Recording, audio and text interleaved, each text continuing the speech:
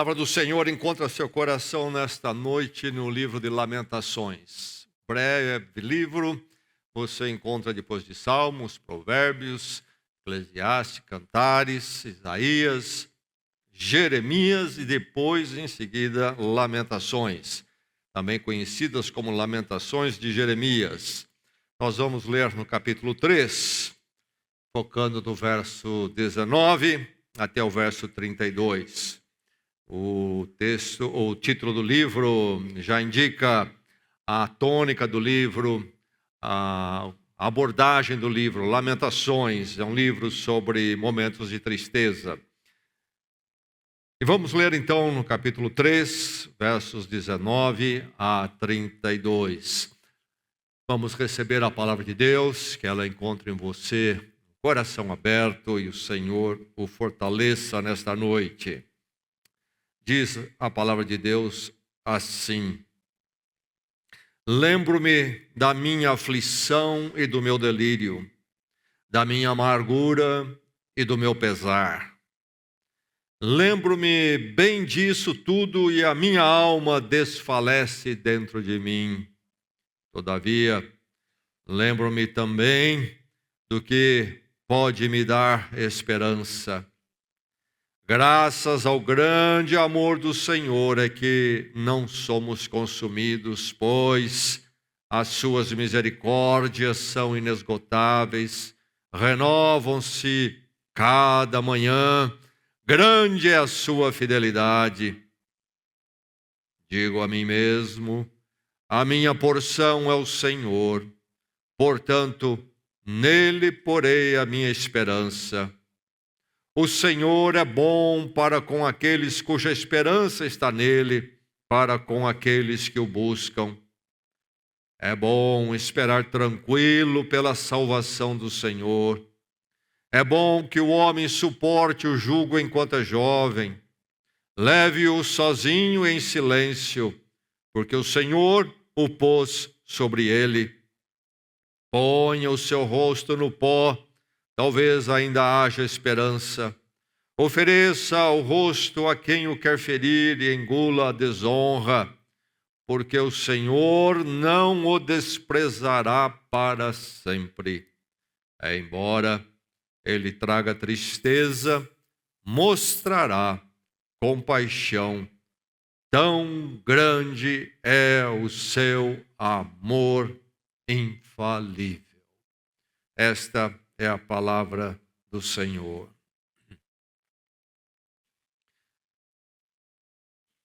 Se colocarmos na balança, se fosse possível, as alegrias da vida e as tristezas da vida.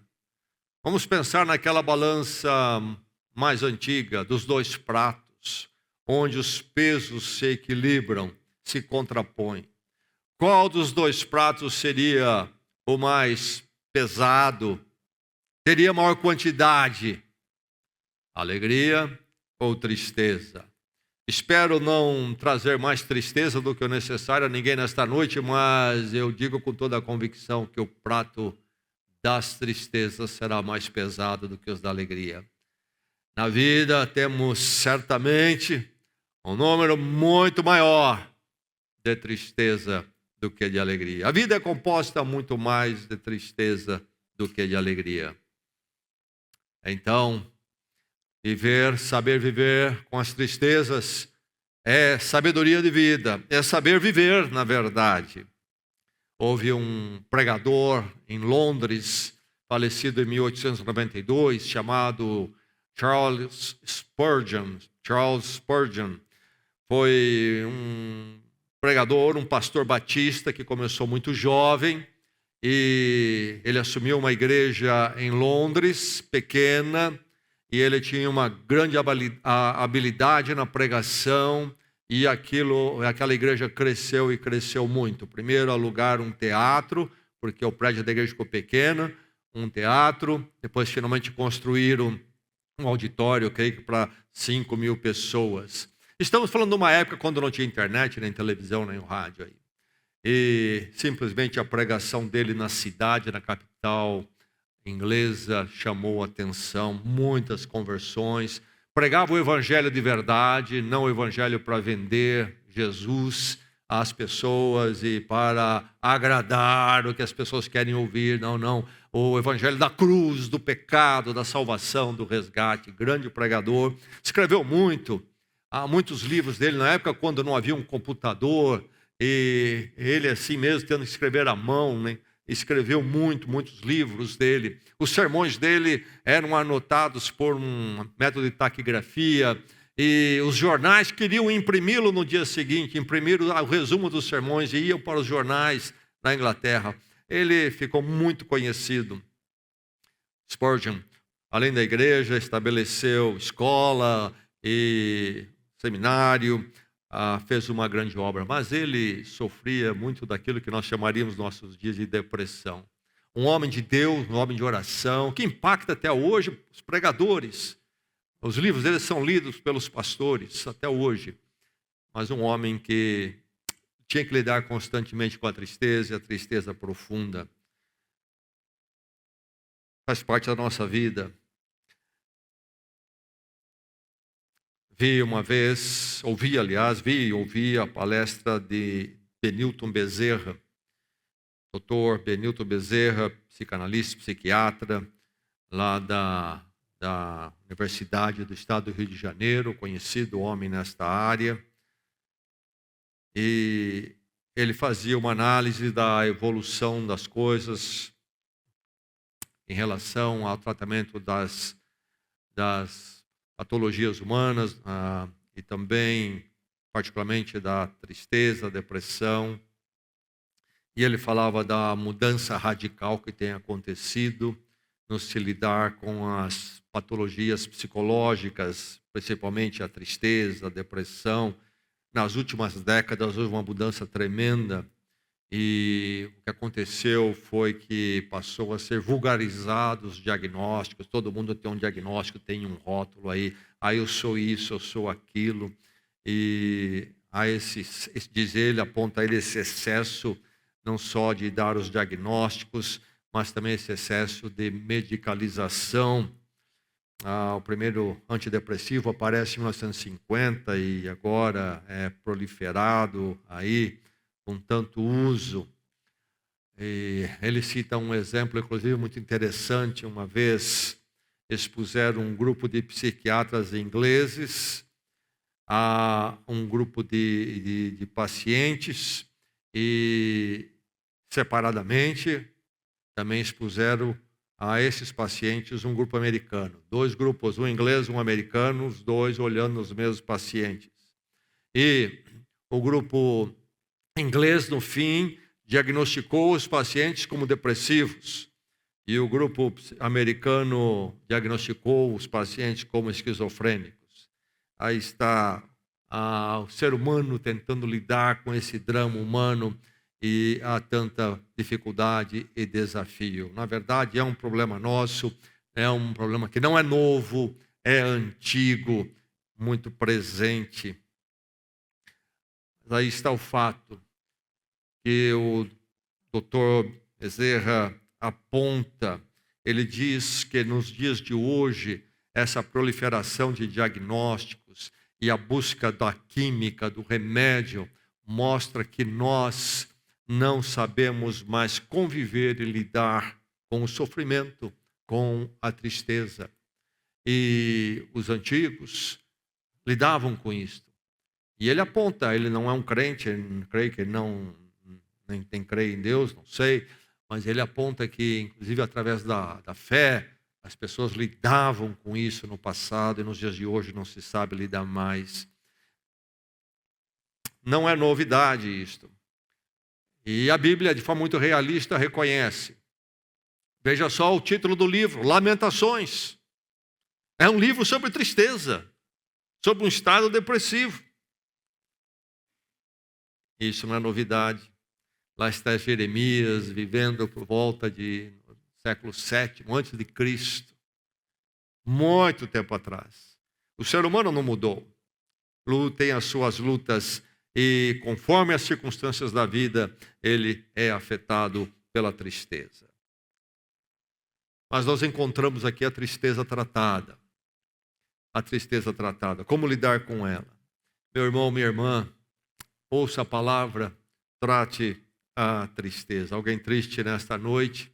É para você a palavra. Você não está triste hoje à noite? Guarda a palavra, porque mais cedo ou mais tarde bate à nossa porta a tristeza, não é verdade? Todos nós somos vulneráveis. Aqui está Jeremias, escreve o livro de Lamentações, porque é um momento de lamentação, de muita tristeza para ele. O povo de Israel andou longe dos caminhos do Senhor, profetas como Jeremias alertaram o povo de Israel, mas eles não viram, e Deus disse, se eles não se arrependessem, Deus ia permitir uma correção, e a correção veio através do império da Babilônia, que então estava ali na região. E o povo de Israel, uma nação pequena, ficava aí no meio do caminho entre dois impérios que guerreavam muito, se atacavam mutuamente, o Egito e a Babilônia. E chegou um momento quando a Babilônia atacou Israel 3 vezes. Primeiro em 605, depois em 597, depois em 586. Em 586 foi fatal. Jeremias vinha alertando, o povo de Israel, a liderança de Israel tentava resolver humanamente as questões, ali na geopolítica, fazendo alianças com o Egito para que fossem protegidos do ataque da Babilônia. E Jeremias dava a palavra para eles, ali para os políticos, não façam isso, não é por aí, vocês precisam acertar com Deus e esperar no Senhor. E ele foi, inclusive, muito perseguido, sofreu muito, foi preso, inclusive. Mas quando finalmente, então, a Babilônia avançou sobre Israel, arrasou Jerusalém em 586, Jeremias com um grupo conseguiu escapar e foram se abrigar no Egito para fugirem do ataque da Babilônia. Jeremias se tornou o pastor daquele grupo lá no Egito. Lemos isso a partir do capítulo 42, no livro do profeta Jeremias. E aí, então, nesse quadro, agora exilados, saíram como Deus da sua terra, corridos, tudo terra arrasada. É nesse momento que, então, Jeremias escreve o livro de Lamentações. E há muito o que lamentar, não é verdade? Perderam tudo, são fugitivos, exilados. E é por isso que Jeremias vai dizer que eles não eram consumidos por causa da misericórdia de Deus. Era para eles não chegarem ao Egito, serem arrasados, mortos possivelmente. Não somos consumidos por causa da misericórdia do Senhor. Tratar a tristeza. Que texto maravilhoso este. Que texto tremendo. Um texto que precisamos entender. Trate a tristeza, meu irmão. Isso deve começar com você enfrentar o ensimesmar, ficar pensando na tristeza, focado na tristeza e não sair dela. Este remoer, esta fixação, este ficar encucado e andar em círculos em volta da tristeza. A verdade ela é real, a verdade é que ela é real. Aqui nós temos Jeremias dizendo, lembro-me da minha aflição e do meu delírio. Jeremias não está negando, ele não é um desses do pensamento da fé positiva, você declara, tudo muda, vai embora, você tem certas fórmulas mágicas, você coloca diante de Deus e tudo muda. Não, lembro-me da minha aflição e delírio, amargura e pesar. Experiência de Jeremias, e quantas vezes vem isso sobre nossas vidas, e em algum momento, se não veio ainda, virá momentos quando você vai dizer a mesma coisa, minha aflição e delírio, amargura e pesar. E ele diz ainda mais no verso 20, lembro-me e minha alma desfalece. Talvez alguma coisa parecida com o nosso Senhor Jesus Cristo, lá no Getsemane, antes da sua prisão, diz aos seus discípulos, orem comigo, porque a minha alma está triste até a morte. Tristeza vem com poder, peso. Então nós encontramos aqui nas Escrituras um realismo. Spurgeon, o grande pregador, usado por Deus, um homem que conhecia a palavra, um homem de oração, um homem muito ativo, sofria com a tristeza crônica. Nós não estamos aqui para dizer que o crente nunca tem tristeza. Se você ouviu alguma pregação que te deu essa ideia, você viu a pregação errada. Não é bíblica. O crente atravessa um mundo com muitas alegrias, mas com momentos também de tristeza. É um mundo transtornado que nos afeta. O nosso corpo também está transtornado e nos afeta. Um realismo. Então, esse realismo presente em Jeremias da palavra de Deus deve estar na minha vida e na sua. Não a negação, não a fuga. Vou usar subterfúgios espirituais, certos tipos de oração, texto bíblico, para dizer, olha, isso não me afeta, não chega a mim. Não, nós não negamos a tristeza. Jeremias reconhece, está em mim, é difícil. Não busca fugas também. Como é que eu fujo? Eu vou dizer, olha, não está aí, não me atinge. Vou declarar, isso aí vai embora. Fórmulas mágicas tolas. Ao mesmo tempo, Jeremias não fica absorvido, concentrado, ensimesmado na tristeza. Uma coisa é ser realista, uma coisa é nós admitirmos. Se estamos tristes. Outra coisa é ficar voltado para ela e andando em círculo dela. É preciso enfrentar, então, esse ensimesmar. O que fazer? Vamos contrapor a tristeza, recordando. Com a recordação nós enfrentarmos. Nós fazermos frente à tristeza para que ela não venha nos derrotar totalmente.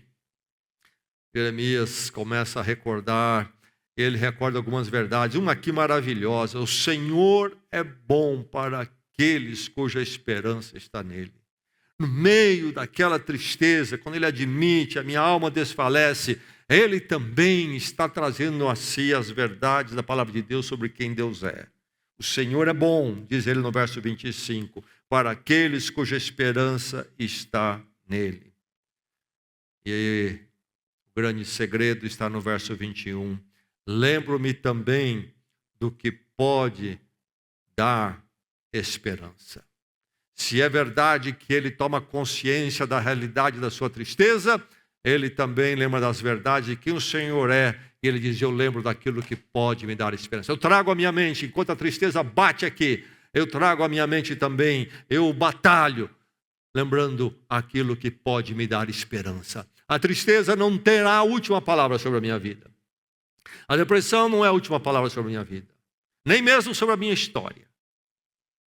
Aquilo que me traz esperança. Meu Deus é bom e está acima de tudo isto. O que acontece com Jeremias aqui é que ele tem a palavra de Deus interiorizada, está nele. Por isso que nós nesta igreja sempre estamos lembrando que a palavra de Deus é que deve estar em nosso coração. Nós estudamos a palavra, nós só pregamos a palavra, não ficamos com palestras fora da palavra aqui. Nós queremos a palavra de Deus. Jesus Cristo disse que, orando, ele disse a Deus, o que? Deus Pai, a tua palavra é a verdade. Nós não queremos coisas palpitantes, nós queremos a palavra. E nós desafiamos você, a todo membro da igreja, a se aprofundar na palavra. Oferecemos cursos sobre a palavra, nós encorajamos você a ler a palavra, a conhecer a palavra, a entender o que a palavra diz sobre Deus, sobre a sua vida, porque num momento como este, o que acontece? Jeremias tem a palavra de Deus interiorizada, ele tem o conhecimento teológico da palavra, isto é, quem Deus é em si e quem em Deus é para ele. O Senhor é bom para aqueles cuja esperança está nele. E eu lembro-me daquilo que me traz esperança. Ele tem o conhecimento da palavra para trazer à sua mente, nos raciocínios ali, onde a tristeza, o pensamento negativo está batendo, tomando conta da sua mente. Ele também está colocando a palavra que ele conhece. A devocional de Jeremias, ela devocional na palavra. E porque também ele já tinha suas devocionais antes, ele conhecia a palavra para esta hora difícil. Jeremias, inclusive, escreve lamentações para refletir Nós lemos aqui Lamentações, ele está refletindo sobre sua tristeza, e ao mesmo tempo nessa reflexão ali ele está escrevendo sobre aquilo que ele lembra, que dá esperança, que o Senhor é bom. Jeremias está aqui num momento de batalha espiritual, numa devocional. É preciso contrapor, recordando aquilo que dá esperança, e o que dá esperança é o conhecimento de Deus, que Deus vem da palavra, aquilo que ela afirma sobre Ele e sobre quem Ele é para nós. E nós tratando a tristeza, enfrentando esse encismar de ficar só nela, e contrapondo, recordando, nós vamos aprender muito. Nós vamos aprender com o desafio. Aprenda com o desafio. Ele faz no meio de tudo isso aqui uma colocação muito interessante. É bom que o homem suporte o jugo enquanto é jovem. E ele fala então, não sabemos exatamente sobre o que é que está acontecendo, mas sabemos que se trata de alguém passar pelas lutas da vida. Ele diz, é bom que o homem suporte o jugo enquanto é jovem. E ele está apontando então aqui que no meio do jugo, isto é, do sofrimento, da tristeza, é que há o crescimento. Nós aprendemos muito. Se nós estamos reconhecendo a nossa tristeza, o que está nos trazendo desapontamento, e nós enfrentamos isto, não ficando preso, mas contrapondo, recordando, nós vamos nessa luta, andando com Deus aí, nessa batalha, aprender muito. Como nós aprendemos no sofrimento. Por isso que ele diz, é bom esperar tranquilo pela salvação do Senhor, no verso 26. Nós estamos aqui nessa luta, Jeremias e os judeus que foram com ele, estão refugiados no Egito, perderam casas, perderam tudo. E ele diz, é bom aguardar a salvação, quando Deus haverá de nos resgatar desta condição. E nas nossas lutas também nós aguardamos a salvação do Senhor. O sofrimento sempre causa um efeito a nós, ou em nós. A tristeza que vem sobre nós sempre tem um impacto marcante e que fica em nós. E só há duas possibilidades: ou nos torna em pessoas piores ou pessoas melhores.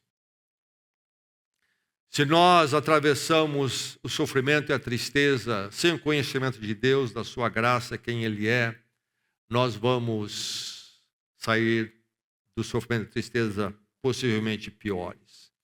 Mas se atravessamos com o Senhor, nós saímos melhor. É isso que Jeremias está apontando. É bom que o homem suporte o jugo enquanto é jovem. É bom esperar tranquilo pela salvação do Senhor. Aqueles que aguardam no Senhor, contrapondo a tristeza, recordando da esperança que há em Deus, são aqueles que haverão de humildemente aprender com o sofrimento. O sofrimento é uma escola espiritual, nos leva para mais perto de Deus, entendemos mais sobre o cuidado de Deus no sofrimento. Nossa fé se aprofunda no sofrimento, na tristeza. É ali que nós somos levados a ver a vida realmente na sua realidade. E ver quanto nós dependemos de Deus e quanto precisamos de Deus. É ali que nós somos testados, inclusive lembrando o que Deus fez no passado e se Ele pode ou não fazer no presente e no futuro outra vez. Creio que domingo ainda eu lembrei a igreja de que nós não aprendemos nada na alegria. Nos tempos bons nós não nos aprofundamos espiritualmente. Ou melhor, dificilmente aprendemos ou nos aprofundamos. Nós haveremos de realmente crescer nos tempos difíceis. É uma hora de aprendizado e muito aprendizado. Trata a tristeza, então, contrapondo e aprendendo no desafio. O que é que Deus está me ensinando nesse momento? Ele está me esticando aqui. E o que é que eu vou agora abraçar e ser capaz de fazer? Tratar a tristeza, aprender a tratar a tristeza. Como nos estabilizar em tudo isso? Jeremias se estabiliza no pacto. Ele vai dizer no verso 22, grande é esse amor de Deus. Ele diz, graças ao grande amor, nós não somos consumidos. Agora, essas duas palavras, grande amor, não é só amor, mas é grande, grande amor. É colocado em duas palavras porque é o esforço dos tradutores para colocar em português o original que é no hebraico. E no hebraico é apenas uma palavra. Vamos lembrar qual é. Hesed. Essa palavrinha Hesed dá um pouco de trabalho para os tradutores. Hesed é sobre um amor pactual. É sobre o amor de Deus que Ele tem e se volta para nós numa forma aliançada, pactuada. E o povo de Israel falava muito sobre isso, o Velho Testamento, para entendermos bem ele, e o livro de Salmos, temos que lembrar sempre, todos que aparece ali, amor fiel, amor leal, grande amor, é essa palavra. Porque é este amor de Deus, que Deus prometeu, pactuou conosco, e então é um amor que nunca vai desistir de nós. Não é o amor meu, nem o seu. Nós experimentamos, vivemos, damos até amor, mas o nosso amor é tão fraco, imperfeito. Não é assim o amor de Deus. Ele prometeu e agora então Ele vai nos amar até o fim. Graças ao grande amor de Deus é que não somos consumidos. Poderíamos ter sido, chegou perto, mas não fomos consumidos por causa do amor de Deus. E aí ele vai dizer que as suas misericórdias são, então, inesgotáveis. Inesgotáveis. E é interessante a palavra misericórdia, os linguistas nos apontam que esta palavra misericórdia, na língua, de novo, na língua hebraica original, a palavra ali desenvolveu-se no hebraico para misericórdia, tem a mesma raiz da palavra útero. Então, tomar o útero como o lugar de maior abrigo, conforto, cuidado, onde o bebê cresce, é gerado e cresce. E aí então o mesmo conceito é aplicado para misericórdia, é a mesma ideia. Quando chega esse cuidado, essa proteção, esse abrigo, e diz que então as misericórdias de Deus são inesgotáveis. Renovam-se a cada manhã que levantamos. O sol nasce, a misericórdia do Senhor está conosco. Irmão, que nunca nenhum de nós começa a ficar mecanicista, naturalista. O sol vai nascer amanhã. Não. Ele pode não nascer, ele não precisa nascer. Se Deus não nos der. Cada manhã ele nasce porque Deus renovou a sua misericórdia para conosco. E lembrando novamente lá no Sermão do Monte, Jesus diz que inclusive Deus é tão misericordioso que ele faz o sol nascer até para os injustos. Eles não reconhecem, mas é a misericórdia de Deus sobre eles, cada vez que o sol nasce. Cada manhã, mas de tantas outras formas. E aí então ele ao dizer, graças ao seu grande amor, não somos consumidos, as suas misericórdias são inesgotáveis, ela se renova a cada manhã, eu creio que ele dá um brado. Grande é a sua fidelidade. Quando ele começa a pensar, graças ao grande amor, não somos consumidos, as misericórdias são inesgotáveis, ela se renova a cada manhã, grande é a sua fidelidade. Jeremias está o quê? Está estabilizado e se estabilizando no Deus pactual. Deus se volta para nós de forma pactual. Um pacto que Ele promete, Ele estabelece e Ele sela e garante. E este é maravilhoso, porque se fosse mútuo, isto é, Deus faz um pacto conosco e Ele então vai cumprir o lado dele, se nós cumprirmos o nosso, isso não ia longe coisa nenhuma. Pereceria o pacto, seria quebrado, inutilizado daqui a uns minutos. mas é Ele que propõe o pacto, Ele que sela o pacto e Ele que garante. Porque, diz o texto, o Senhor não o desprezará para sempre. Embora ele traga tristeza, diz o verso 32, mostrará compaixão. Tão grande é o seu amor infalível. Versos 31 e 32, mais uma vez. Porque o Senhor não o desprezará para sempre. O Filho de Deus passando por tristezas e lutas, mas ele diz, o Senhor não desprezará para sempre. O Senhor está corrigindo, no caso aqui de Jeremias, esse é o problema. Sofrimento, tristeza, por causa das agruras que vieram, porque o Senhor está corrigindo, mas Ele não o desprezará para sempre. Ele está pactuado com você, você é dele. Embora Ele traga tristeza, mostrará compaixão. Tão grande é o seu amor infalível. Novamente, duas palavras para falar de amor. Amor infalível. Recede o amor pactuado, este amor que não falha, este amor que é fiel até o fim, o cuidado de Deus por nós. A fé cristã, a fé da palavra de Deus no Velho Testamento, e aí então a fé cristã no Novo Testamento em Cristo Jesus é uma fé pactual. Deus sempre pactuando com o seu povo.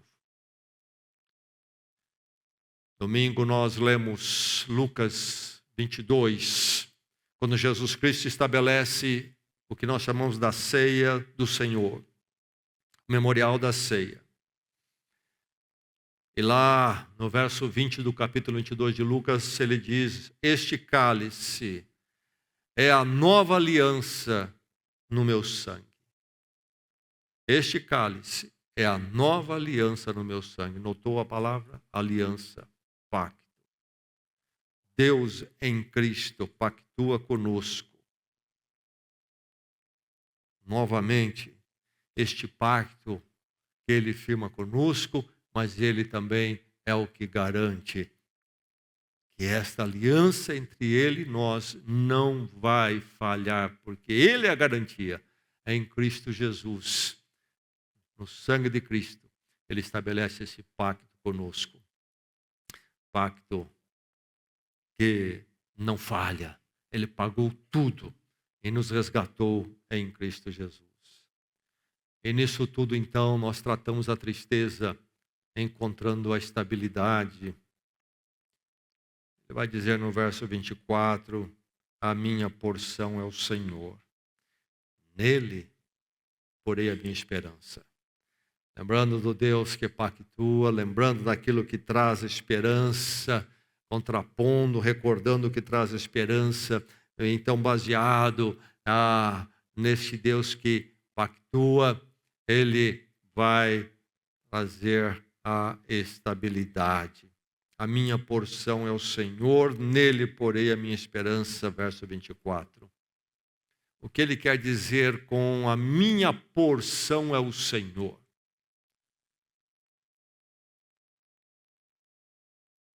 Nós lemos lá no livro de Números que o povo de Israel chega à terra prometida depois de sair do Egito, liderado por Moisés, caminham por anos no deserto até que chega a hora de entrar na terra que Deus prometeu a eles. E eles entram na terra não sob a liderança de Moisés, mas de Josué. E então eles vão tomar a terra. O povo de Israel está composto ali em tribos.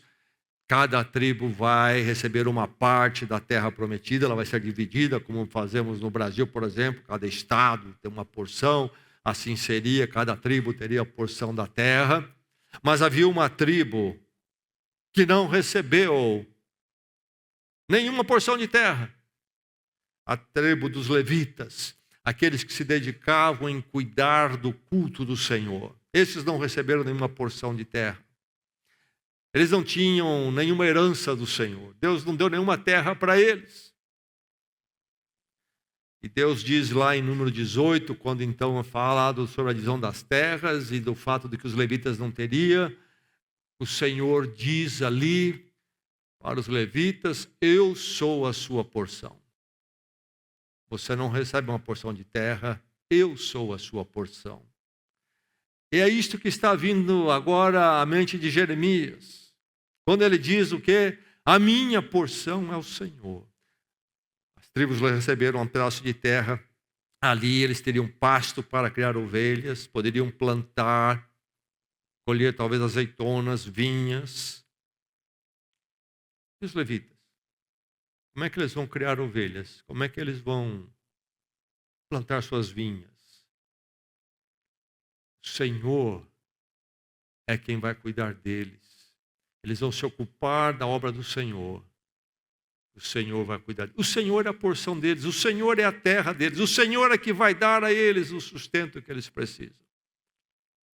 E agora Jeremias diz, nessa hora difícil, a minha porção é o Senhor. Ele está aqui totalmente estabilizado na presença do Senhor. A minha porção é o Senhor, nele porei a minha esperança. A hora é difícil, é triste, a tristeza bate meu coração, mas nele porei a minha esperança. Ele é meu sustento, ele é minha porção, ele é meu abrigo, ele é minha porção, ele me alimenta no meio desse vale, ele é minha porção. E a minha esperança está nele, ele vai me levar até o fim. Trate a tristeza, ela é real, às vezes ela vem de uma forma rápida, leve e rápida. Às vezes ela vem de uma forma rápida, mas intensa. Às vezes ela vem de uma forma mais leve, mais duradoura. Às vezes ela vem de uma forma intensa, dolorida, difícil e duradoura. Seja qual for, aprenda com Jeremias e a palavra de Deus, tratar a tristeza. É preciso aprender a tratar, porque ela é parte das nossas vidas. Neste mundo há mais tristeza e tribulação do que alegria. Saber viver é saber tratar a tristeza, confrontando-se com a fidelidade de Deus. Esse é o caminho. É interessante que o nome Jeremias quer dizer Yahvé, Deus, o nome de Deus, Yahvé ou Javé, eleva, ou Yahvé, levanta. Que nome apropriado para Lamentações, para o autor de Lamentações. O nosso Deus que pactua conosco, o Deus do amor fiel, é o Deus que nos levanta no meio das tristezas. E por mais que elas possam se prolongar, a última palavra não será da tristeza, da depressão. A última palavra de minha vida será do Senhor que reina eternamente e me chamou para Ele e garante-me que estarei com Ele para todo sempre. Que o Senhor nos ensine a viver de forma mais sábia. Oremos. Ó Deus, como nós precisamos da Tua palavra. Ainda aqui nesta noite é aquele que atravessa uma hora difícil de tristeza e abatimento. Aplica a Tua palavra a esse coração, Senhor. Que a Tua palavra possa ser o alento, a direção para as suas reflexões, as suas racionalizações, pensamentos. E aqueles que enfrentam um dia que chamaríamos de mais normal, que a Tua palavra também venha encontrar espaço nesse coração e ali permanecer como o preparo para o dia difícil. Obrigado, ó Deus, porque o Senhor pactua conosco, o Senhor é fiel, garantindo tudo através do sacrifício perfeito de Jesus Cristo. Este amor leal, este amor fiel que jamais vai nos abandonar. E não seremos nunca em última instância, derrotado pela tristeza. Que a nossa esperança esteja em Ti. Louvado seja o Teu nome, porque podemos esperar no Senhor. Fortalece-nos, Senhor, na palavra, ensina-nos a viver. É o nosso clamor em Cristo. Amém. Amém.